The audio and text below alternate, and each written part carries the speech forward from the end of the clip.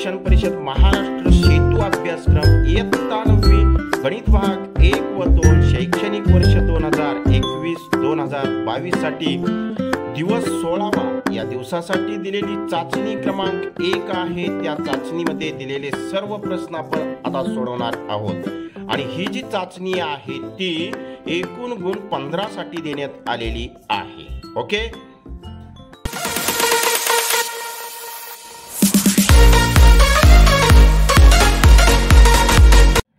प्रश्न पहिला, खालील बहुपर्यायी प्रश्नांच्या दिलेल्या उत्तरांपैकी अचूक पर्याय निवडा। हा जो प्रश्न आहे तो 4 गुणासाठी दिलेला आहे। तर सुरुवातीला पहिला जो दिलेला जो आपल्याला म्हणजे पहिलं दिलेलं उदाहरण आहे त्याच्यासाठी खालील पैकी टिंबाटिंबा ही संख्या अपरिमेय आहे। परिमेय आणि अपरिमेय संख्येचा आपण अभ्यास केलेला आहे। तर इथं बघा ए हा जो पर्याय दिलेला आहे तो वर्गमुळात 2, बी वर्गमुळात 4, 4चं वर्गमूळ 2 निघतं म्हणजे ही अपरिमेय संख्या नाही। 3 ही पूर्णांक संख्या आहे म्हणजे परिमेय संख्या आहे। 0 परिमेय संख्या आहे म्हणजे अपरिमेय संख्या कोणती? वर्गमुळात 2 म्हणजे पर्याय कोणता आहे? ए। याचं उत्तर आपल्याला काय मिळणार? ए। दुसरा, त्रिकोणाचे 2 कोन अनुक्रमे 30 अंश व 40 अंश असतील तर तिसऱ्या कोनाचे माप काढा। त्रिकोणाच्या तिन्ही कोनांच्या मापांची बेरीज 180 अंश असते हा गुणधर्म आहे। या ठिकाणी दिलेल्या 2 कोनांच्या मापांची बेरीज 40 आणि 30 70 अंश मिळते आणि 180 अंश होण्यासाठी 110 अंशाची गरज असते। म्हणजेच तिसऱ्या कोणाचं जे माप आहे ते किती आहे? 110 अंश। म्हणजेच पर्याय कोणता येतो? बी। म्हणजे याचं उत्तर आपल्याला मिळतं बी। तिसरा, काटकोन त्रिकोणात कर्णावर काढलेल्या मध्यगेची लांबी कर्णाच्या लांबीच्या टिंबाटिंबा असते। हा गुणधर्म आपण अभ्यासलेला आहे। म्हणजेच किती असते? निम्मी असते। म्हणजेच या ठिकाणी पर्याय कोणता मिळतो आपल्याला? तर तो डी पर्याय मिळतो। चौथा आकडा, खालील संख्यांची तुलना करून चौकटीत योग्य ते चिन्ह लिहा। आता या ठिकाणी 2 परिमेय संख्या दिलेल्या आहेत, 3/2 आणि 5/7। यांचे छेद काय आहेत? असमान।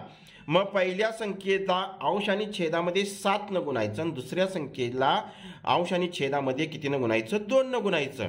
मग पहिल्या संख्येच्या अंशामध्ये आपण 7 न गुणल्यानंतर 7 त्रिक 21 होतं, खाली 7 दुनी 14 होतं, होय का नाही? 21/14 आणि इथं काय होणार आहे? 5 दुनी 10/14 म्हणजे छेद सारखा झाला। अंशात आता 7 त्रिक 21 आणि 5 दुनी 10, 21 10 पेक्षा काय संख्या आहे? मोठी आहे। म्हणजे साहजिकच 3/2 ही संख्या आपल्याला काय मिळते? मोठी मिळते। म्हणजे 3/2 ग्रेटर दॅन 5/7 म्हणजे ग्रेटर दॅनचा पर्याय आहे बी। म्हणजे याचं उत्तर आपल्याला मिळतं या ठिकाणी बी।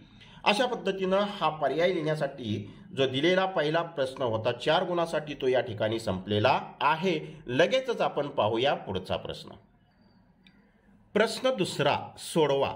3 गुणासाठी प्रश्न हा विचारलेला आहे। तर पहिलं उदाहरण काय दिलेलं आहे बघा, 16/3 ही संख्या दशांश रूपात लिहा। मग आपण ही 16/3 ही संख्या दशांश रूपात लिहिण्यासाठी उभ्या मांडणीतला भागाकार करतो आपण। मग या ठिकाणी आपण 16/3 अशा पद्धतीनं मांडणी करून घ्यायची।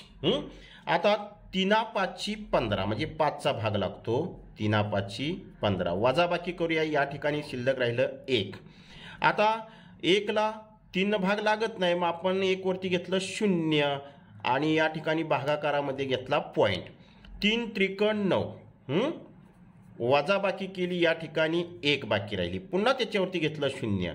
3 त्रिक 9 वजाबाकी केली, बाकी 1 राहिली, पुन्हा त्याच्यावरती 0 घेतलं।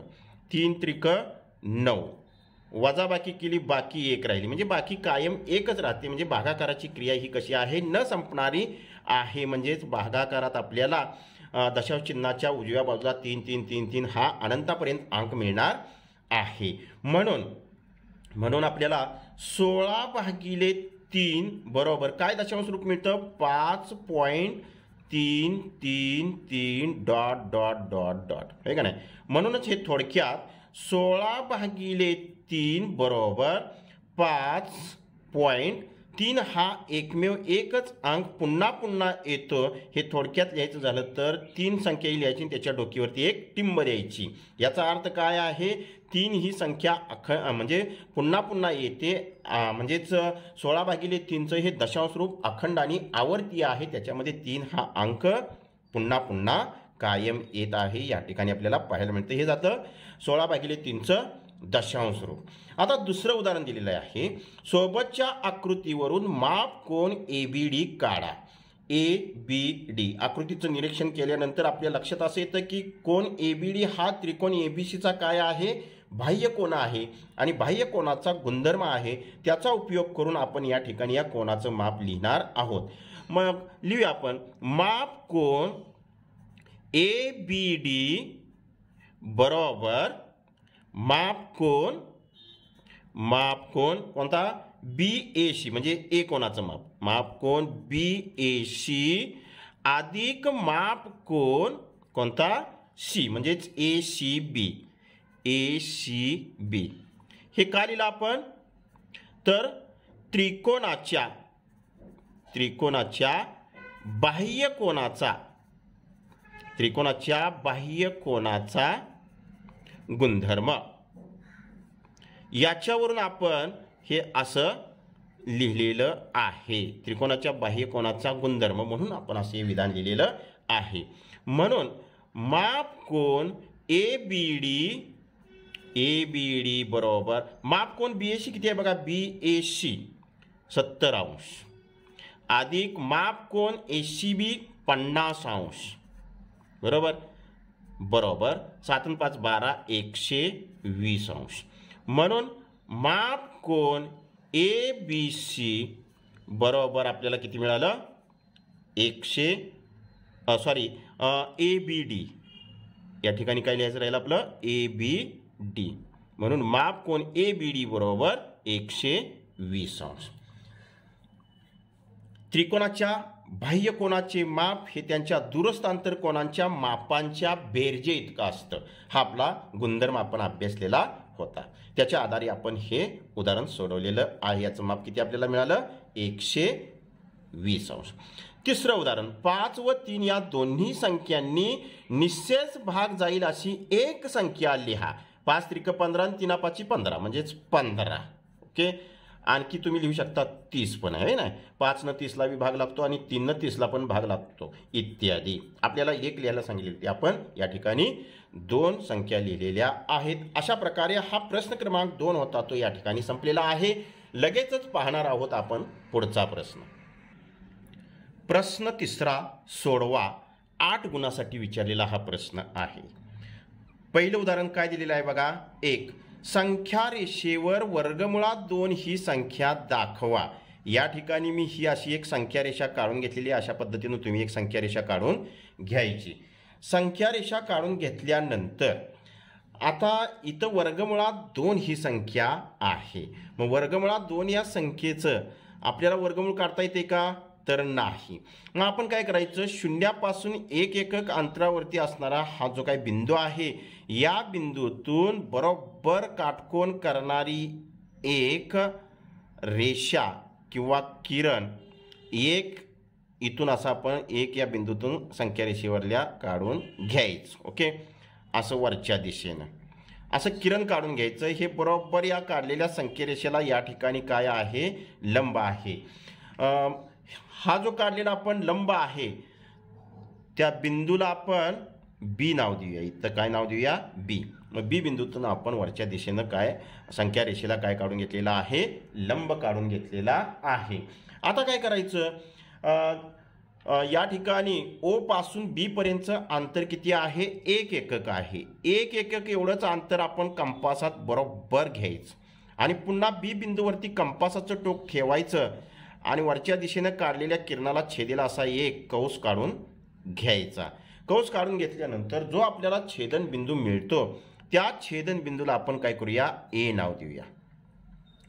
आणि पुन्हा बिंदू ए आणि ओ, बिंदू ए आणि ओ यांना जोडणारा असा एक आपण रेषाखंड काढून घेऊया। या ठिकाणी आपल्याला त्रिकोण AOB हा काटकोन त्रिकोण मिळाला. काय मिळाला? काटकोन त्रिकोण मिळाला. ए हा बिंदू 1 एकक अंतरावरती आपण मिळवलेला आहे आणि OBचं अंतर किती आहे? 1 एककच आहे. आता हा काटकोन त्रिकोण झाल्यानंतर आपल्याला OAची माहिती पाहिजे. OAचं अंतर किती आहे ते पाहायचं आहे. ते काढण्यासाठी आपण या काटकोन त्रिकोणाच्या बाबतीत कर्ण काढायचा म्हटल्यानंतर पायथागोरसचं प्रमेय आपल्याला माहिती आहे. म्हणून या ठिकाणी पायथागोरस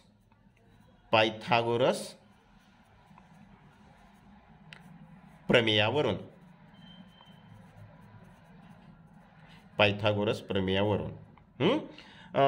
कोण बी हा काटकोन असल्या कारणाने या ठिकाणी आपण डायरेक्ट पायथागोरसचा प्रमेय वापरतोय.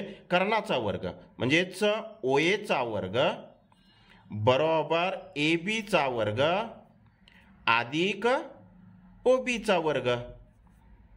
पायथागोरसचं प्रमेय काय सांगतं? कर्णाचा वर्ग हा काटकोन त्रिकोणाच्या उरलेल्या दोन बाजूंच्या वर्गांच्या बेरजे इतका असतो. बरोबर.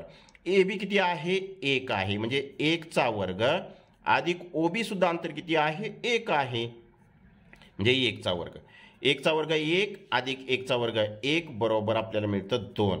हे काय मिळालं आपल्याला? OAचा वर्ग मिळाला. म्हणून OA बरोबर काय अंतर मिळणार आपल्याला? OA बरोबर वर्गमूळ घ्यायचं दोन्ही बाजूंचं, वर्गमुळात 2.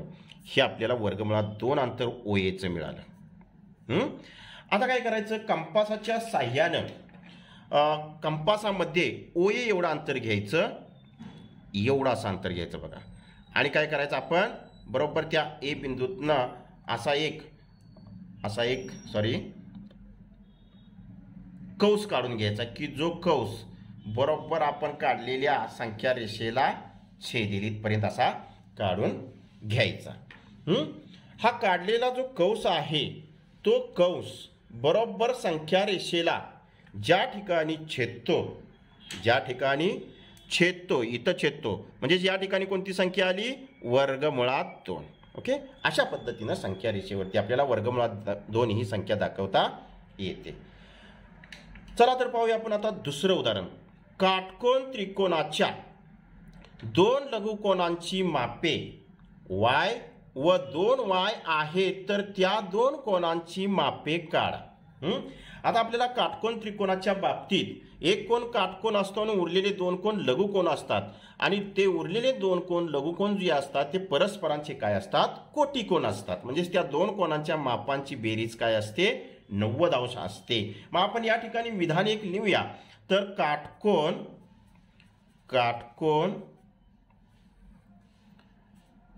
त्रिकोणाचे लघुकोन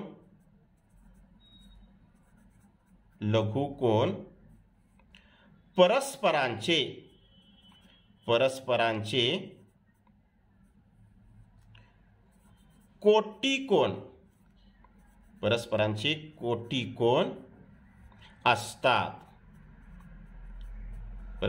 कोटिकोन असतात. म्हणजे दोघांच्या मापांची बेरीज किती असते? 90 अंश असते. म्हणून आता लघुकोनांची माप y अधिक 2y बरोबर किती येणार? 90 अंश. म्हणून 3y बरोबर 90 अंश. म्हणून y बरोबर 90 भागिले 3 म्हणून y बरोबर 30 अंश. y ची किंमत किती मिळाली आपल्याला? 30 अंश. म्हणून y बरोबर आपल्याला 30 मिळालं. म्हणून 2y बरोबर किती हो? तर 2 गुणिले 30 बरोबर 30 दुनी 60 अंश. मग त्या 2 कोनांची माप आपल्याला काय मिळाली? एकाचं 30 अंश आणि दुसऱ्याचं 60 अंश. दोघांच्या मापांची बेरीज किती मिळाली आपल्याला? 90 अंश. म्हणून त्या 2 कोनांची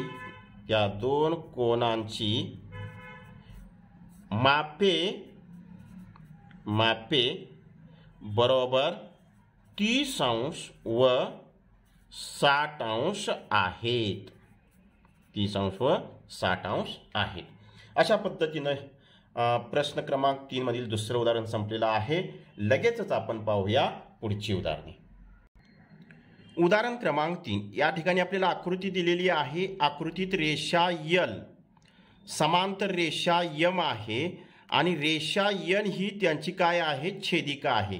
म्हणजे दोन समांतर रेषांना एका छेदिकेनं छेदला असता तयार होणारे संगत कोन, आंतरवितक्रम कोन किंवा आंतरकोन हे कसे असतात याचा आपण अभ्यास केलेला आहे. हे सर्व गुणधर्म आपण अभ्यासलेले आहेत. त्या गुणधर्मांचा आधार घेऊन आपल्याला ही उदाहरणं सोडवायची आहेत. तर त्याच्यातील एक माप कोन ए बरोबर 40 अंश दिलेला आहे. तर माप कोन बी काढायला सांगितलेलं आहे. इथं आपण लिहित असताना रेषा यल समांतर रेषा यम असून रेषा यन छेदिका. रेषा यन ही काय आहे त्यांची छेदिका. म्हणून माप कोन ए बरोबर माप कोन बी. का बरं? संगत कोन. संगत कोन कसे असतात? एकरूप असतात. संगत कोन दोन समांतर रेषांना एका छेदिकेने छेदले असतात तयार होणारी संगत कोनांच्या जोड्या कशा असतात? एकरूप असतात. म्हणून माप कोन ए बरोबर माप कोन काय मिळतं आपल्याला? बी मिळतं. परंतु या ठिकाणी आपल्याला माप कोन ए बरोबर दिलेला आहे 40 अंश. म्हणूनच माप कोन बी बरोबर काय आहे? 40 अंश. म्हणून माप कोन बी आपल्याला काय मिळतं? 40 अंश. ओके. त्याच्यानंतर आपण पाहूया पुढचं उदाहरण दुसरं. माप कोन बी व माप कोन सी कोणत्या प्रकारच्या कोनांची जोडी आहे ते लिहा. माप कोन बी आणि माप कोन सी कोणत्या प्रकारची आहे? तर आंतरवितक्रम कोनांची जोडी.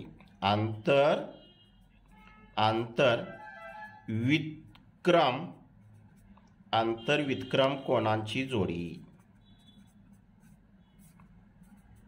आंतरवितक्रम कोनांची जोडी आहे. ओके.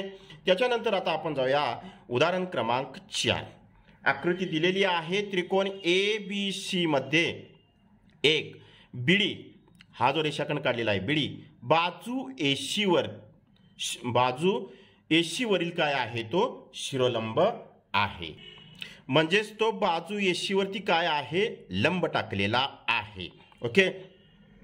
तर माप कोन ADB म्हणजे ह्या कोणाचं माप किती येईल म्हणून सांगितलेलं आहे. बघा बी या शिरोबिंदूतून बाजू AC वरती काढलेला हा लंब आहे. म्हणजे AC तो बरोबर 90 अंशामध्ये छेदतोय. म्हणजेच कोन ADBचं माप किती साहजिकच तयार होणार आहे या ठिकाणी? 90 अंश. अगदी बरोबर आहे. म्हणजेच या ठिकाणी लिहिणार आपण माप कोन ADB बरोबर 90 अंश. ओके. लक्षात येतंय ना सर्वांच्या? ठीक आहे. आता उदाहरण 4 दुसरं उदाहरण. AN ही बाजू BC वर बघा AN ही बाजू BC वर काढलेली मध्यगा आहे. बाजू BC वर काढलेली काय आहे? मध्यगा आहे. म्हणजेच N हा बिंदू बाजू BC चा काय झाला? मध्यबिंदू झाला. जर BN हे अंतर 5 सेमी असेल तर BCचं अंतर किती असेल? किती असेल हो? 10. अगदी बरोबर आहे. ओके. मग आपण या ठिकाणी लिहूया थोडक्यात. बिंदू N हा बाजू BCचा मध्यबिंदू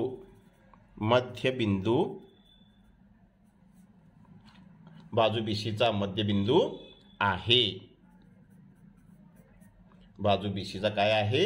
मध्यबिंदू आहे. ओके. म्हणून BN बरोबर काय मिळणार आपल्याला? NC.